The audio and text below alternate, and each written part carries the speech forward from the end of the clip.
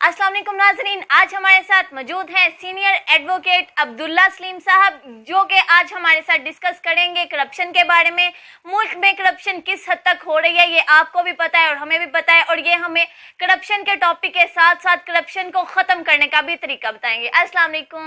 वालेकुम सलाम। क्या हाल चाल है? ठीक ठाक हैं? ठीक है, आप कैसे? मैं भी अल्लाह का शुक्र ठीक। सर, मुल्क में इस हद तक करप्शन हो रही है कि अमीर अमीर से अमीर तर होता जा रहा है, गरीब गरीब से गरीब तर होता जा रहा है। ये क्यों हो रही है? क्या वजह है करप्शन की? देखें, करप्शन जो है ये कोई आज का मामला नहीं है, ये आज का मसला नहीं है। ये पाकिस्तान बनने से पहले से ये मामला चला आ रहा है, लेकिन पाकिस्तान बनने से पहले ये इस कदर शदीद नहीं था क्योंकि रूल ऑफ लॉ मौजूद था। पाकिस्तान बनने के बाद ये मसला जो है ये बिल्कुल बेकाबू हो गया। पाकिस्तान यूं ही बना, यहां हर तरफ करप्शन ही करप्शन नजर आने लगी। जो हेड ऑफ द स्टेट थे, गवर्नर जनरल थे, कायदे आजम रहमतुल्लाह अलैह, वो दुनिया के इंतहाई ईमानदार आदमी थे, इंतहाई ईमानदार। लेकिन उनके साथ जितने भी दीगर लोग थे, या तो वो हुकूमत चलाने का कोई तौर तरीका उनके नहीं आता था, या वो किसी ऐसे नजरिए से लैस नहीं थे जो हुकूमत चलाने में मददगार साबित होता करप्शन की एलिमिनेशन के लिए। ये सिर्फ मुसलमानों का एक मुतालबा था कि हमें एक अलहदा वतन चाहिए, और मुसलमानों को मिल गया। लेकिन जब ये मिल गया तो यहाँ सबसे बड़ा जो सानहा हुआ वो ये था कि यहाँ से बहुत बड़ी एक आबादी जो है उसको जो है वो मुल्क छोड़ना पड़ा, अपना देश, अपना वतन जो है वो छोड़ना पड़ा। और इसी तरह हिंदुस्तान में भी हुआ, वहाँ भी जुल्म सितम शुरू हो गया मुसलमानों पे, और मुसलमानों को भी अपने घर बार छोड़ के जो है यहाँ आना पड़े। यहाँ हिंदू जो थे वो बहुत मुस्तहकम थे मुआशी तौर पे, जबकि मुसलमान जो थे वो कमज़ोर थे, काफ़ी कमज़ोर थे। जब वो यहाँ से अपनी प्रॉपर्टीज़, अपना मालो असबाब छोड़ के अपनी जानें बचाने के लिए भागे हिंदुस्तान, तो वो जो उनकी जायदादें थी, जो उनका माल था, वो सारा जो है वो मुसलमानों के हाथ आ गया। चूंकि स्टेट बिल्कुल नामौलूद थी, कुछ भी नहीं थी उस वक्त, लिहाजा स्टेट भी कोई बड़ा रोल जो है वो अदा नहीं कर सकी कि इन जायदादों पे कब्जों को रोका जाए, या इन जो माल असबाब थे उनके घरों में उनको लूट मार से रोका जाए। ये एक तारीखी हिस्सा है। लेकिन फिर भी उसके बाद जो है ये किया कि जो हिंदुओं की प्रॉपर्टीज छोड़ी हुई थी उनको जो है वो मुसलमानों ने जो है ना वो अलाट करवाना शुरू कर दिया। कानून बन गया कि ये जो है महाजरीन को दी जाएंगी, वगैरह वगैरह। और फिर वहां से एक करप्शन का ऐसा जिन जो है वो बाहर निकला कि जो आज तक वापस बोतल में नहीं डाला जा सके, और ये बढ़ता ही चला जा रहा है, बढ़ता ही चला जा रहा है, बढ़ता ही चला जा रहा है। अदारों से लेके अफराद तक करप्शन में मुलव्वस है। जिसमें जितनी ताकत है करप्शन करने की, उतनी वो कर रहा है, उतनी वो कर। जिस अदारे ने करप्शन को रोकना था वो पुलिस थी, वो अदालतें थी। इस मुल्क में जो सबसे पहले अदारा करप्ट हुआ वो अदलिया थी, पुलिस थी। फिर ताकत के बलबूते पे जायदादों पे कब्जे का रवाज शुरू हो गया, बहुत सी राह दिखाई गई। अब देखें ना, इस मुल्क में 4 बार तो माशाल्लाह रहा है, वो कैसे आ जाते हैं? ताकत के बलबूते पे। दीवाने फलांग के तो वजीर आजम हाउस को वो टेस्ट पास करते हैं और वहां से वजीर आजम उठा के ले जाते हैं। नहीं हुआ, आपकी जिंदगी में आपके सामने हुआ।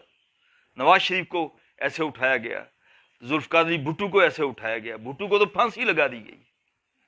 वो कदरे बेहतर तरीन सियासी रहनुमा थे, اپنے وقت میں، لیکن ان کے ساتھ کیا ہوا؟ یہ سب کرپشن کی آف شوٹس ہیں. جو سیاسی انسٹیبلٹی ہے، انسٹیبلٹی جو ہے وہ بھی کرپشن کی وجہ سے جو ہے پیدا ہوئی ہے، میں یہ سمجھتا ہوں. تو یہ کرپشن جو ہے یہ کوئی نیا معاملہ نہیں ہے.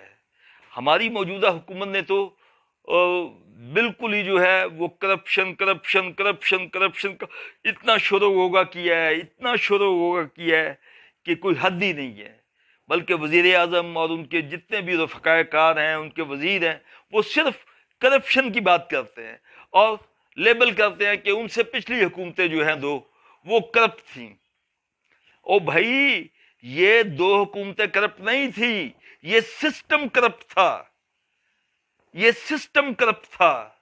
ضیاء الحق کے دور میں ایک بار جو ہے یہاں پہ جو ہے وہ قید کرنے شروع کر دیے وہ لوگ، وہ سرکاری افیسر جو سرکاری افیسر جو ہیں وہ جعلی ڈگریوں کے ساتھ جو تھے وہ سرکاری نوکریوں پہ تھے.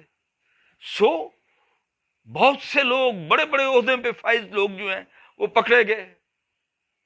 یہ کرپشن نہیں ہے کہ پیسے دے کے ڈگریاں لے لی جائیں. یہ کوئی سیاستدان تو نہیں کر رہا تھا، یہ تو نواز شریف تو نہیں کر رہا تھا، نہ زرداری صاحب کر رہے تھے.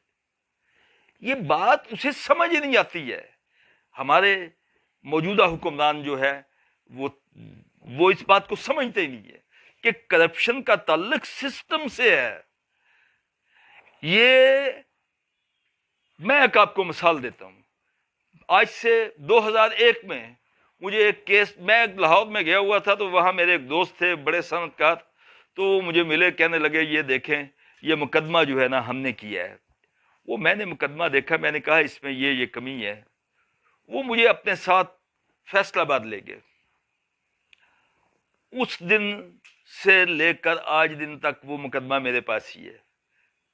ہوا گیا اس میں کیا کرپشن کیا تھی کہ 7 بہنیں تھیں، 3 بھائی تھے. سب سے بڑے بھائی نے یہ کہہ کر ماں کے نام جو 57 مرلے جگہ تھی فیصل آباد کے اندر انتہائی قیمتی، وہ اپنے نام لگوا لی کہ میں وحد زندہ وارث ہوں، اور گواہ کے طور پہ اس نے رکھا اپنے بیٹے کو اور ایک کوئی اپنے ملازم کو، اور انتقال کرا لیا. اب یہ انتقال ایسے نہیں ہو سکتا تھا. یہ انتقال پٹواری نے پیسے لیے، گرداور نے لیے، وہ رجسٹرار نے، تحصیلدار نے لیے، اور پھر جا کے وہ انتقال ہوا. اور پتہ نہیں کتنے پیسے لیے، کیونکہ ایک انتہائی قیمتی جگہ جو تھی وہ جو ہے اس کا ایک غلط انتقال کیا جا رہا تھا. ہم نے درخواست دی کہ جناب یہ غلط انتقال ہوا ہے، آپ اس کو درست کریں ڈی سی صاحب کو. وہاں پروسیڈنگز کے بعد ہر چیز ہمارے حق میں آئی، لیکن انہوں نے کہا کہ یہ ایک پرانا معاملہ ہے، آپ جو ہے عدالت جو ہے نا سول عدالت سے جو ہے نا وہ رجوع کریں. ہم سول عدالت میں چلے گئے. ہمیں حکم دیا گیا ڈپٹی کمشنر کی طرف سے، کلیکٹر کی طرف سے، کہ آپ جو ہے وہ سول عدالت کو رجوع کریں. ہم سول عدالت میں چلے گئے. اب وہاں جو ہے وہ مقدمہ دائر کیا سول کورٹ میں، اس کا 2013 میں فیصلہ ہوا. یعنی 2002 میں جو مقدمہ دائر ہوا اس کی پہلی سٹیج جو تھی وہ ختم ہوئی 2013 کو. 2013 کو فیصلہ آ گیا، چلیں الحمدللہ ہمارا موقف مانا گیا کہ یہ 10 بہن بھائی ہیں اور یہ اکیلا جو ہے وارث نہیں ہے. وہ انتقال 10 بہن بھائیوں کے نام ہم نے کروا دیا. دوسری پارٹی، اچھا اس میں ایک بات یہ ہوئی کہ بہن بھائیوں کے جھگڑے میں اس بھائی نے جس نے اپنے نام جعلی طور پہ انتقال کروا لیا تھا، اس نے وہ جائیداد مقدمے کے دوران 2007 میں بیچ دی، رجسٹریاں کر دیں، اور ہمیں پتہ ہی نہیں ہے. ہم اپنا تقسیم جائیداد کا مقدمہ لڑ رہے ہیں یا وہ انتقال جو ہے اس کا مقدمہ لڑ رہے ہیں کہ یہ جو ہے یہ درست نہیں ہے. تو جب ہمیں 2010-11 میں پتہ لگا تو ہم نے کچھ جو بھی ہمیں ملا ثبوت اس کو ساتھ لگا کے ہم نے جس کے نام وہ جائیدادیں تھیں اس کو جو ہے فریق مقدمہ بنا لیا. اب اس نے وہ مقدمہ لڑا ہمارے سامنے. اس نے کہا جی میں بونا فائیڈی پرچیزر ہوں. اب بونا فائیڈی کی بنیاد پہ مقدمہ میں وہ شامل ہو گیا, وہ مقدمہ ہار گیا اور انتقال جو تھا وہ غیر قانونی قرار دیا عدالت نے. اور جتنی بھی ٹرانزیکشن ہوئی تھی, وہ رجسٹریاں ہوئی تھی, ان کو بھی غلط قرار دیا کہ یہ بھی ابھی نشو وائڈ ہیں. ٹھیک ہے, ہم نے وہ انتقال جو ہے وہ 10 بہن بھائیوں کے نام کروا دیا ان کے حصص کے مطابق عدالت کے حکم سے.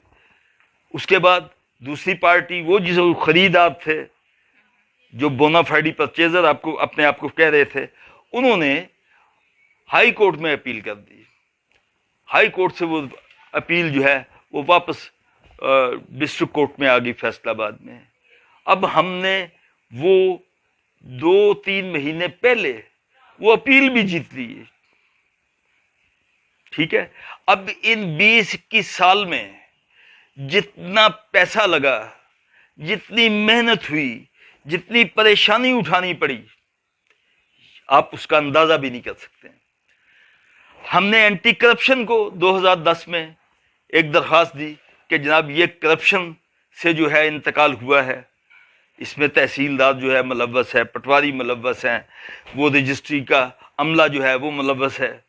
ٹھیک ہے, اور وہ جس کے نام انتقال ہوا تھا وہ ملوث ہے.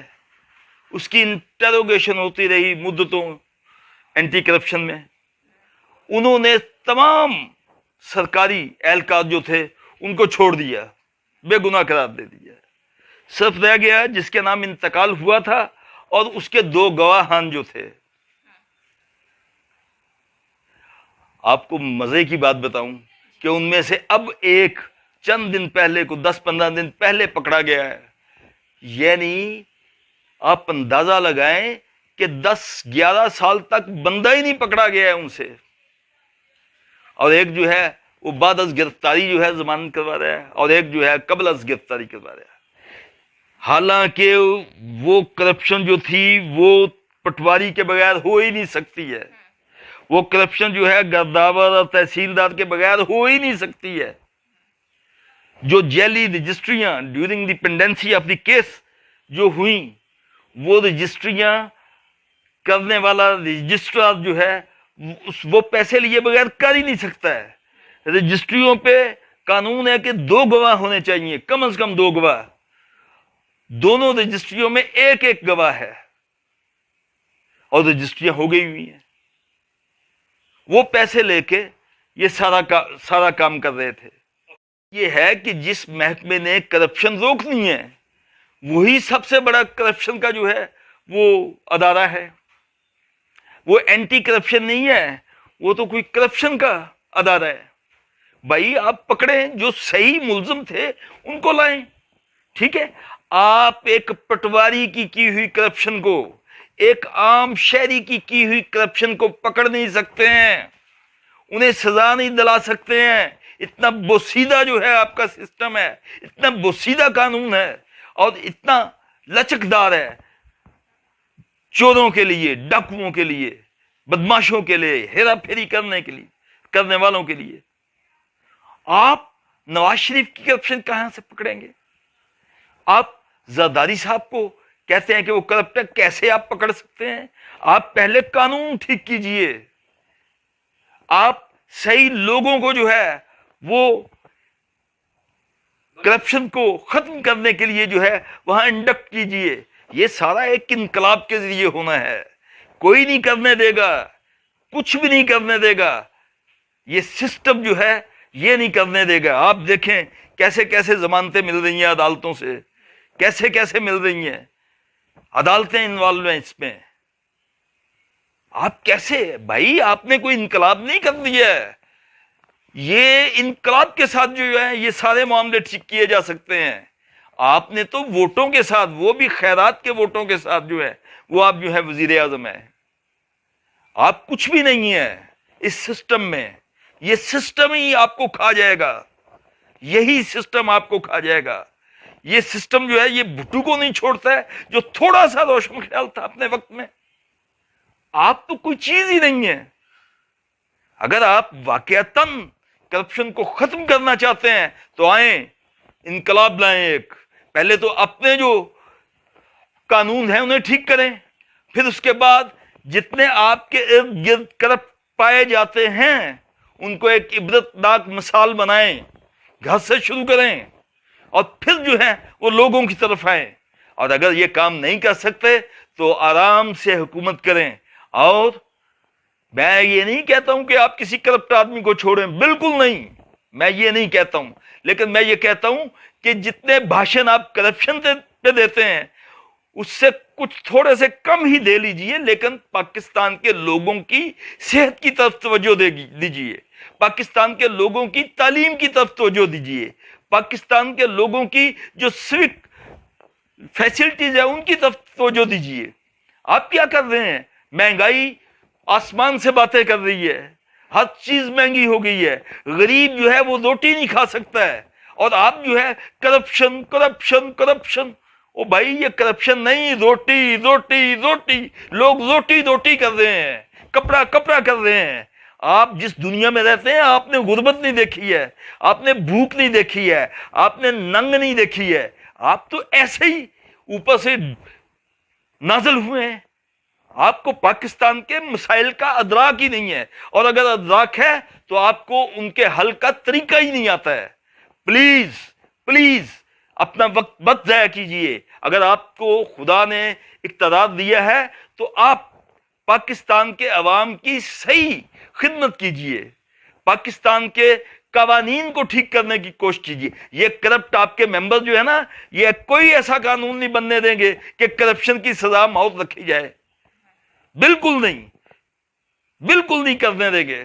یہ کہ یہ تمام چیزیں پاکستان میں جو ہیں دودھ سے لے کے مرچوں تک سب جو ہیں ملاوٹ زدہ ہیں. ملاوٹ کا قانون بنائیے کہ ان کو جو ہے لمبی سزائیں دی جائیں گی اور موت کی سزا بھی دی جا سکتی ہے. قانون بنائیں پھر دیکھیں. لیکن آپ قانون بنا ہی نہیں سکتے ہیں, کون بنانے دیں گے؟ سارے کرپٹ جو ہیں وہ اقتدار کی اداروں میں جو ہیں وہ چلتے پھرتے ہوئے نظر آتے ہیں. تو میری آپ سے گزارش ہے کہ آپ کرپشن کا جب بھی ٹاپک اٹھائیں تو اس کو ڈے 1 سے شروع کریں. پاکستان جس دن بنا تھا اس دن سے لے کے آج تک آئیں اور آپ دیکھیں مرحلہ وار کہ یہاں کرپشن کیسے کیسے ہوئی ہے. انگریز کے دور میں لوگوں کی مخبریاں کرنے کے جرم میں یا عوض میں, اور جو انقلابی تھے جو اپنے وطن کو آزاد کروانا چاہتے تھے ان کو قتل کرنے کے صلے میں جن کو جاگیریں ملی ہوئی ہیں, آپ آج تک ان سے وہ جاگیریں ہی نہیں لے سکے ہیں واپس. کوئی قانون نہیں ہے آپ کے پاس. کیا حق ہے خدا کی بنائی ہوئی زمین پہ لوگ جو ہیں وہ میل ہا میل زمین کے مالک بنے پھرتے ہیں اور وہاں کرتے کچھ نہیں ہے. جو کرتے ہیں محنت کش ہاری مزدور کسان, ان کو کھانے کو روٹی میسر نہیں ہے, پہننے کو کپڑا میسر نہیں ہے. یہ ایک ایسا مسئلہ ہے کہ میں گورنمنٹ سے صرف یہ گزارش کرنا چاہتا ہوں کہ پلیز آپ کرپشن پہ کم وقت صرف کریں. آپ پاکستان کے عوام کی روٹی, پاکستان کے عوام کی ہیلتھ, پاکستان کے عوام کی ایجوکیشن, پاکستان کے عوام کا روزگار, اس طرف توجہ دیں اور ساتھ ساتھ جو ہے یہ بھی کرتے رہیں. لیکن سب سے پہلے آپ قانون بدلیں اور اپنے ساتھ آئندہ ایماندار لوگوں کو لے کے آئیں جن پہ کوئی داغ نہیں کرپشن کا, جنہوں نے زندگی میں کوئی اتنے بڑے کرپٹ پریکٹسز نہیں کی ہیں, ان کو جو ہے وہ آپ سامنے لائے. جی یہ تھے ہمارے ساتھ عبداللہ سلیم ایڈوکیٹ, جنہوں نے ہمیں بتایا کہ ملک میں کرپشن کس طرح شروع ہوئی, کس طرح چل رہی ہے اور اس کو کس طرح ختم کیا جا سکتا ہے. اسی کے ساتھ میں اجازت چاہتی ہوں. اللہ حافظ ناصر.